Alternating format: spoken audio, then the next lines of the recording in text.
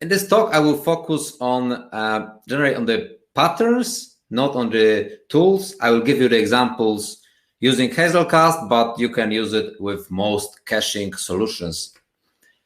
A few words about myself.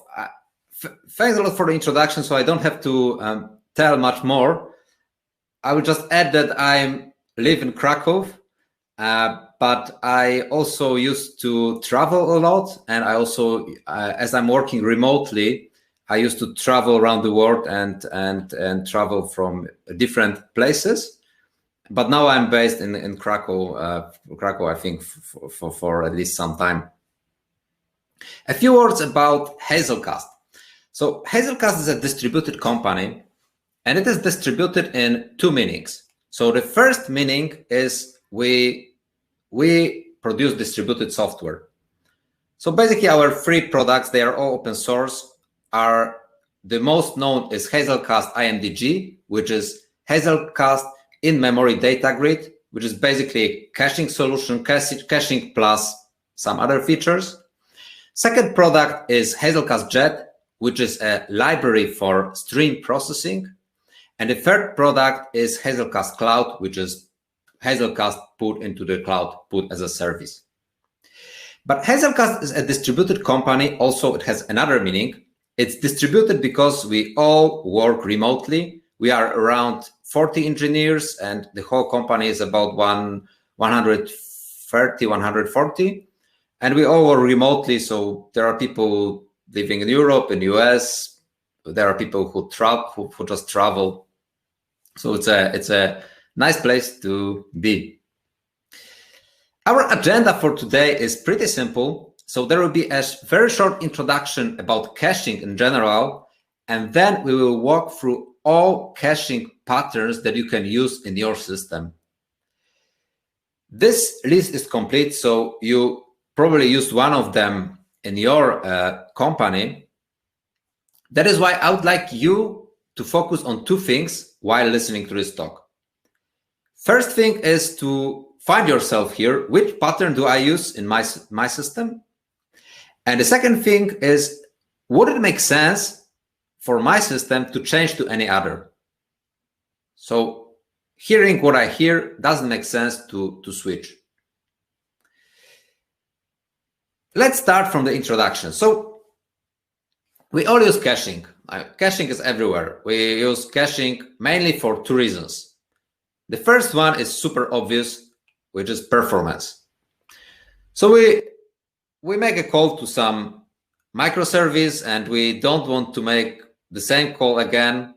So we just cache we don't want to do some time-consuming business logic. That is why we cache the value and just return the cached value. We reduce latency and reduce the load. Second reason for caching is a little less obvious, but also very important. It's about resilience.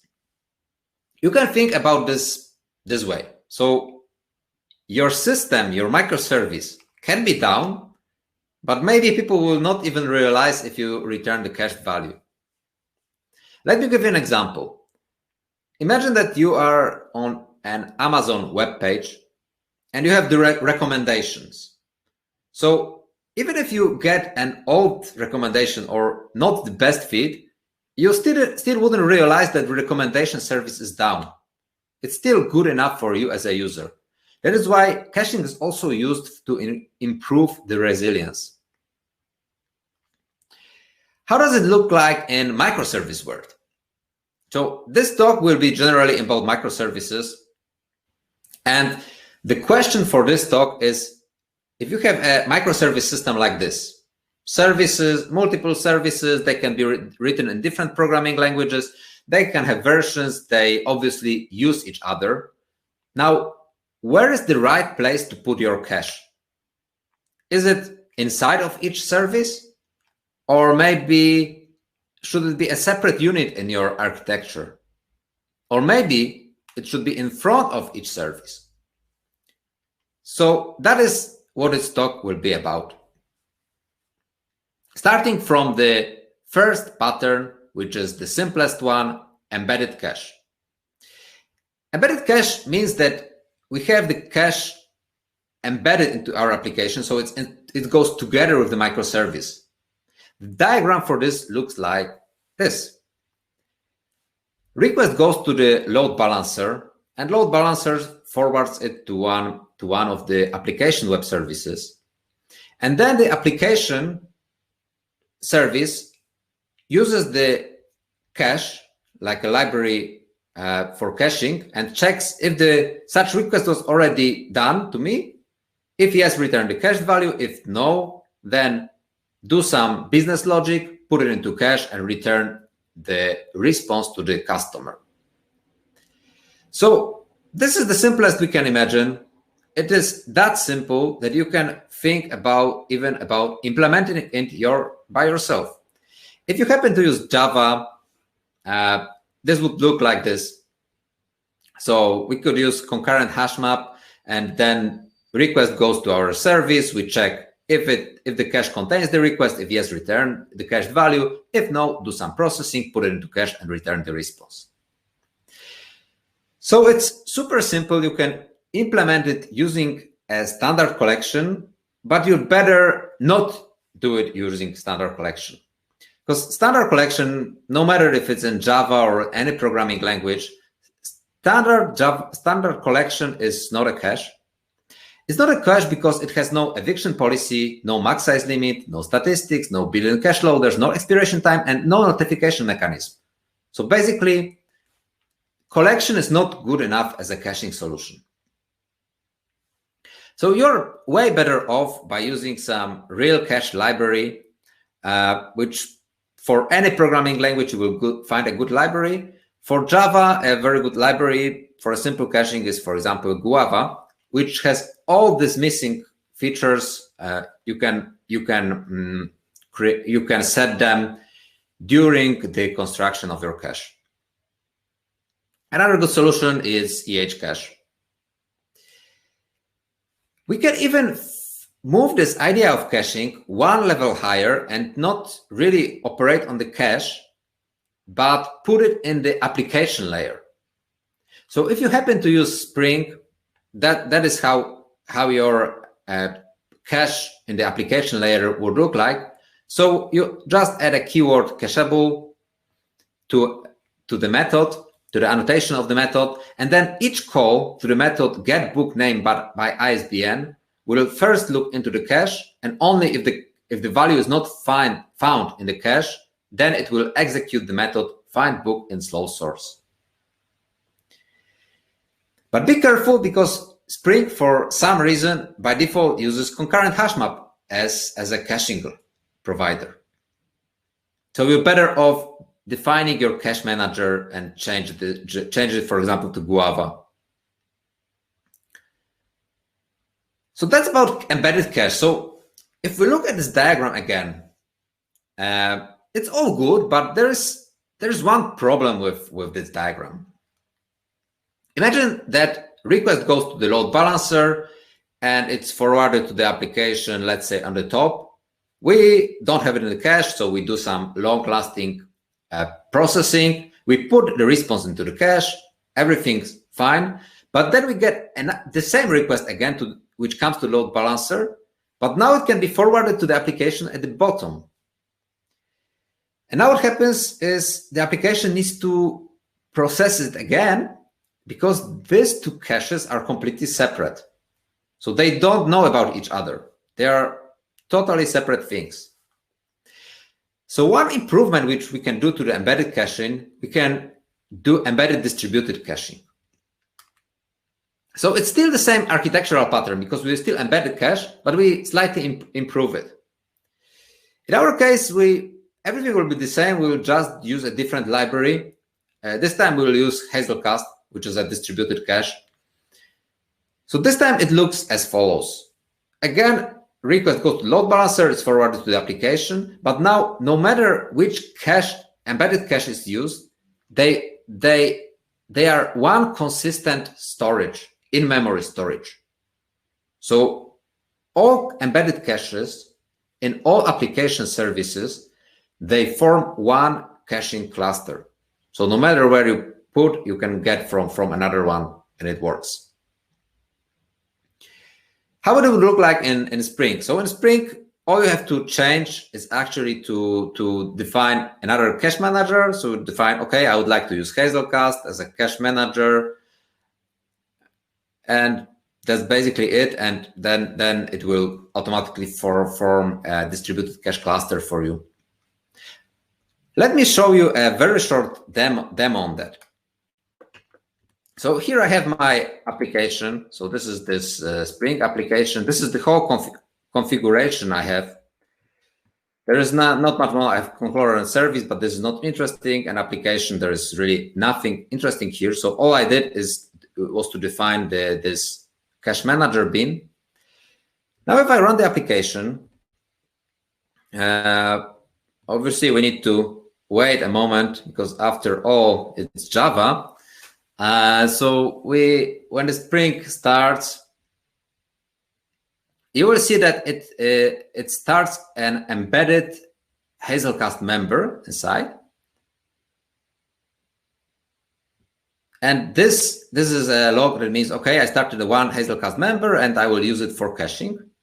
Now, if we start this application again, the same application with no configuration, so you see it's like zero configuration here, actually. You will see that it starts and that they form one cluster together. So they form one consistent cluster. So no matter which instance of the application service I will use as a user, no matter to which instance I will make a REST call, they use the same caching layer. If you wait one moment more, we should see, yes, they formed here automatically the cluster. It means that they are together. If we start more this application, they will all join the same caching cluster. So now I have like a question for you. Like you've seen they automatically join the cluster. So how is possible, you can think for a moment, how is possible that they discover themselves automatically with zero configuration? Obviously, I will not hear the answer here because it's a live event. But I've just run it on my laptop. So they actually used by default multicast to discover themselves. So this was easy. But actually for any production environment, we were thinking how to approach this problem, that we would like to form a cluster automatically, not to bother the user to provide some static configuration. And we came up with the idea that Hazelcast will have like discovery plugins. So you will have for each environment, you will have a different plugin, which will use environment-specific API to discover other members. So if you run on AWS, boom, you add AWS plugin, and it will discover other members. So you can have different EC2 instances or different Fargate tasks, and they will just join one cluster. This is even more important for Kubernetes, where you really cannot use the static configuration. So we provide a plugin which uses either Kubernetes API or DNS discovery to form one Hazelcast cluster. If you're interested in more details about this, we publish a lot of blog posts about like how to set it all up. If you don't have a plugin for your environment because your environment is kind of specific, you can still use Eureka as to piggyback on Eureka for your Hazelcast discovery. So that is it for embedded cache and embedded distributed cache. Let's look at the pros and cons of this solution. So from the pros, so from the benefits we get, so the configuration was super simple. It goes together with your application. So there's really zero configuration. It just works. You have really low latency access to your cache because the cache is on your machine, so you cannot do anything better. And there is no operation team needed or DevOps effort needed to operate the caching layer because it goes together with the application. So there is no cost, additional cost. From the downsides, the management is not flexible. So if you would like to, you have a peak load and you would like to scale up the caching layer, but not scale up the applications, you cannot do it because the cache will scale up together with your application services. If you have free application services, you will have free distributed cache node. It's also limited to JVM-based application. It's actually limited to your language of your application because it's embedded, as simple as that. And data is collocated with application, so you have on the same machine and the same runtime, you have the data from cache and the data from application, which doesn't sound like a big thing, but actually if you ask any big enterprise, then they will tell you, no, we don't want this because it's because of the security. We would like to have cache as a separate thing in our infrastructure. We covered embedded cache. So the next one is client server. So client server is a completely different architectural pattern. It's a different topology. It's something you should know from databases. All databases works this way. So your cache is a separate unit on your diagram. It works like this. Request goes again to the load balancer. Load balancer forwards the traffic to one of the application services. And now application service uses cache client to connect to cache server, which is deployed separately. If we would like to compare this solution to the embedded cache, there will be two main differences. First one is obviously now we have this thing on a diagram. This thing means we need to think about managing this. So we need to do some backup separately. We need to scale it separately. We need to think about security separately. So usually you need an ops team for this or DevOps effort. I can already tell you that in big enterprises, if they do it, they just have a separate team which manages the infrastructure, the caching, and so on. But there's also a second thing that is different from here to embedded cache. And this is this part. This part is the cache client library. So now the application uses a library to connect to the cache. So it means that cache can be written in one programming language and the application can be in a different programming language, and they just have a well-defined protocol in between. That is a very common strategy for all the microservices, that when you want to write microservices in a different programming language, but you will still want to connect to the same cache cluster. So that is a very common approach. That is so common that some of the caching solutions, they offer only this topology. Like the most popular caching, like Redis, they only have client server. I think Redis is written in C, so you cannot really embed this into your application, or it wouldn't make much sense.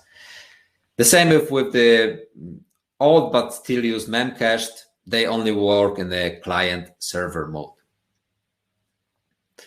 If you would like to start a Hazelcast server standalone, we provide us the script so you run it on your server. It uses all these discovery strategies, so again, you have discovery for free. If you are like this new modern guy using Kubernetes, then we provide a Helm chart, obviously, so you just, with one command, you can deploy the whole caching cluster in your Kubernetes cluster.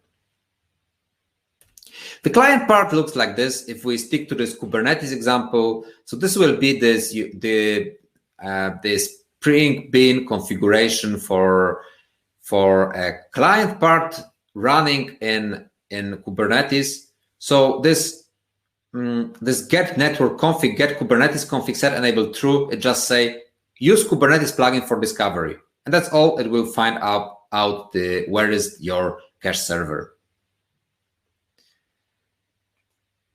Coming back to our diagram, so we have this separate management things, like, so we have to do this. There's actually more maintenance part for the caching. There's also, you have to monitor this and so on. So there is some effort. So as I told you, in big enterprises, usually it's done even by a separate team.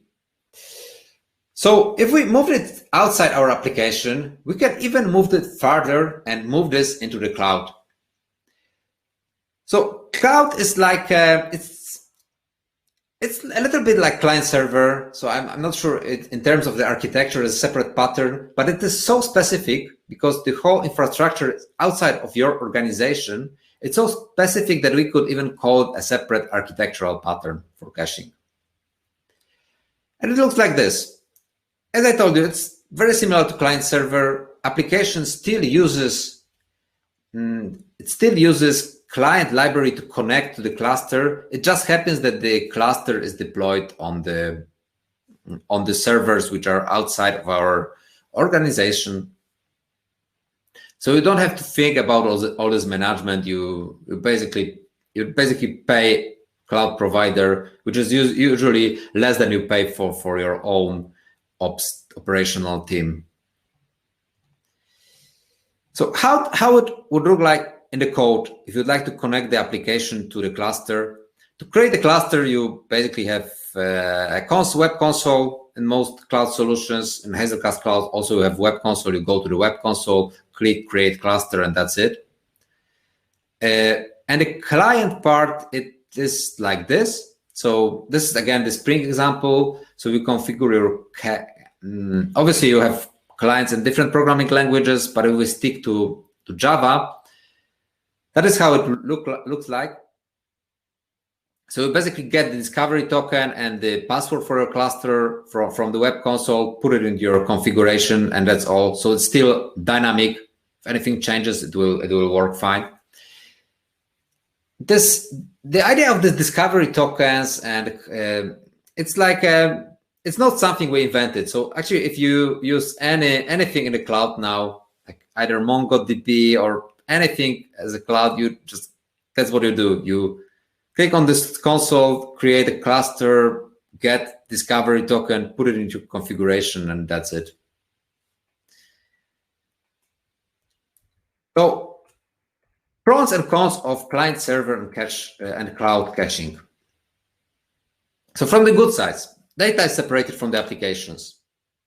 This is a must for any big organization, actually.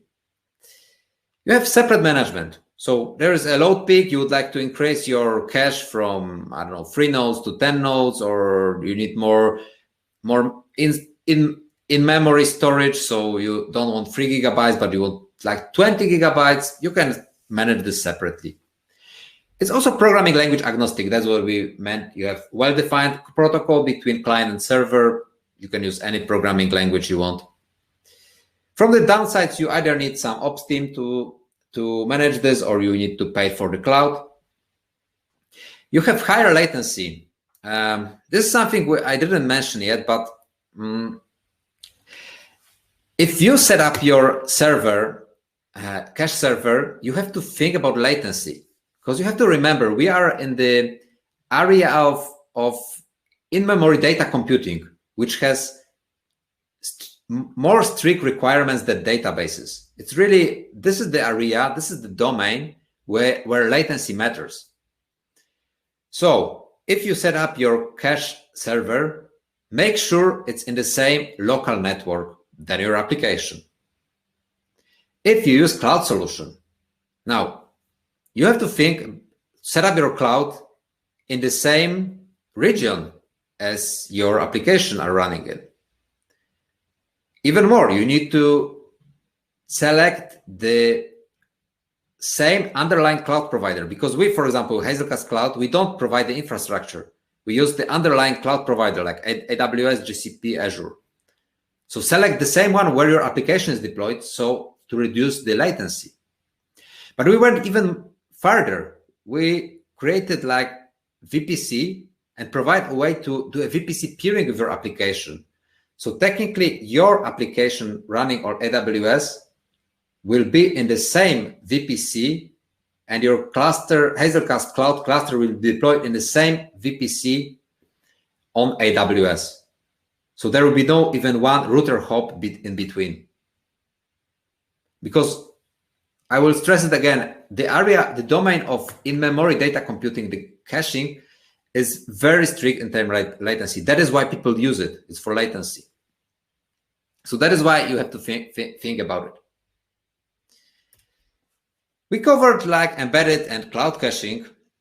So far you could tell, okay, everything I'm saying is kind of old. I mean, embedded cache and client servers are like old things. That is why this next pattern is something completely new, because this sidecar pattern is something which came with the containers, with the container orchestrators. And it looks like sidecar pattern looks like this. This time, this diagram is Kubernetes specific, because the sidecar pattern is mostly seen in Kubernetes environment. It can be used in other environments, but you mostly see it in Kubernetes. So a short introduction about Kubernetes, like very short. So in Kubernetes, every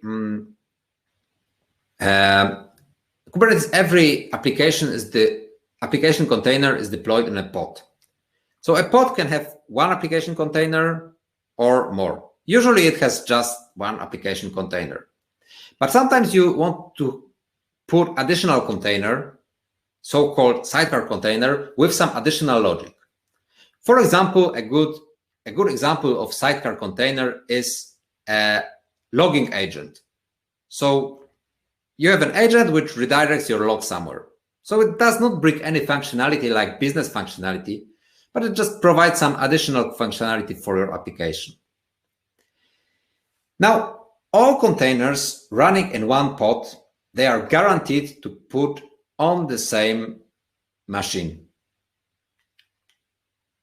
And that is very important for this pattern.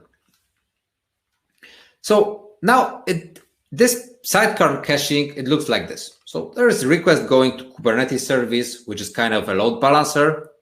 It's forwarded to one of the Kubernetes pod, and the application container receives the request.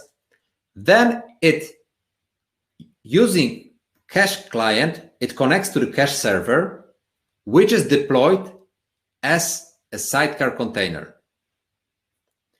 So the application can always use localhost actually to connect to the cache server, because it just knows that it will always be there because we deploy it that way. And obviously all these sidecar cache containers, they form one consistent cluster. So there is no difference here. It's still a distributed cache. So now the sidecar caching is somehow similar to embedded cache and somehow similar to client server. It is similar to embedded cache because after all, we are running cache and application on the same physical machine. It uses the same resource pool. It scales up and down together. And there is no discovery needed because it's localhost. However, it's also similar to client server because we can use different programming languages. After all, we use cache client to connect to the cache server, so we use the well-defined protocol. And there is some isolation between application and the caching. It's on the container level, so they are separate containers, but they are still running in the same machine. So it may be good enough for you, may not be good enough for you. How does the configuration, if you would like to configure this, how it looks like? So again, configuration of the cache client is very simple. We make a static configuration to use localhost. The configuration is static, but in general, if you think about the system, it's dynamic. We just know that, okay, this cache is on the same machine, but the whole architecture is dynamic. So there is no problem with this, any static configuration here. How does the Kubernetes configuration looks like? So we can have the deployment configuration with the pod template with two containers. So the first container application, this will be our business logic, so it will always be different depending on your use case. The second container, Hazelcast, is always the same. This is the cache server. Just deploy it that way. So it's pretty simple, actually. To set it up, it's very simple. It's very tempting, actually, for if you run Kubernetes to set up your cache that way. Pros and cons. We have, again, this very simple configuration. and it's programming language agnostic, that is good. It's low latency because it's the same machine. And you have some isolation of the data between data and the application. From the downsides, it's limited to container-based environments. It's not downside, it's just the nature of this pattern. The management is still, it's not flexible, and the data is collocated with your application pod, which can be a problem actually or not. It depends. It all depends on your security requirements and your use case. If it's just for caching, usually it's fine. If you really store some data there, it may not be good. The last caching pattern for today is reverse proxy. This will be something completely different, because in all these patterns so far, no matter Sidecar, client server, embedded, all these patterns, application was always aware of the cache.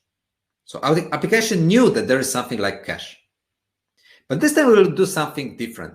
We will make application not aware of caching, and we will put cache in front of the application. So it looks like as follows. Again, request goes to our system, and now it goes to the load balancer, and now just in front, before load balancer or after load balancer or together with the load balancer, we have a cache where we check, okay, was such request executed? If yes, it does not even go to the application. If no, it goes to the application, do the business logic, go back, cache the response, and return it to the client. A very good and mature solution for reverse proxy caching is actually Nginx, because Nginx, it's used everywhere, so it's kind of very mature. It's tested by a lot of companies, so you can easily use it as a reverse proxy caching. If you would like to configure your Nginx as a cache, that's the simplest thing. You put, obviously you have more configuration, but that is the simplest thing. So you define some path on your file system where the cached value would be offloaded, and as simple as that. So Nginx is a good solution, but it has some problems. So it's only for HTTP, obviously. It's not distributed cache. This is like a big thing, because so far with Hazelcast, we provided always or Redis, or we always had distributed cache. Here you lose the distributed, and you lose, it's not highly available. So this is another big thing. Data is stored on the disk. This is not necessarily true. I mean, data is stored, data can be stored on the disk. So Nginx offloads the data to the disk, which is a good feature. On the other hand, like, we don't do it in Hazelcast, because in Hazelcast we say you are guaranteed that your data is in memory. So you are guaranteed that your data is fast. With Nginx, it may happen that data was offloaded, so you don't have a constant time for getting the value from the cache.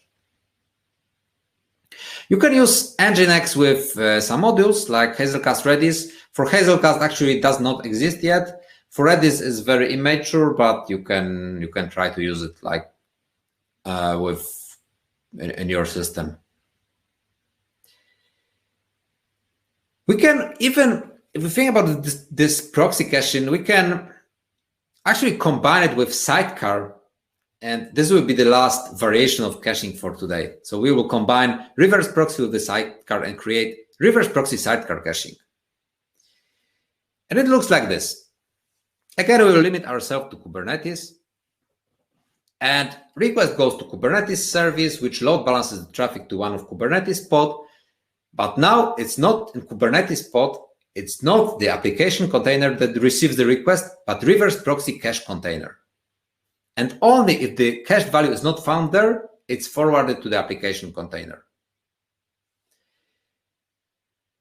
And this thing is something that is not mature yet, not popular. There's actually no mature solution for this yet, but it will come. This is the future of caching. So you will see it coming. But first, like, if you think about this reverse proxy caching, like, whole idea that application does not know about caching, and it has like some good sides and bad sides. So starting from the good sides. You remember this diagram from the beginning of this presentation. So we have a lot of microservices, they use each other, they can be written in different programming languages, they have versions, really a mess. I mean, this is a small diagram. Usually when you have a microservice system, it has a lot of services. Now with reverse proxy caching, you can look at the diagram and you can say, I would like to add caching for service 2, version 1 and service 1. And you don't even have to touch the code of services. It's all in a declarative manner. You just change the configuration to introduce the caching layer. And that is the whole beauty of the reverse proxy and reverse proxy sidecar caching. That you at the configuration level, you say, I would like to cache this and this. That's all. This is how in Kubernetes the configuration for this would look like. So for your deployment, you will actually need 3 containers, 2 containers, and 1 init container. This time starting maybe from the bottom. So our application, this is our business logic.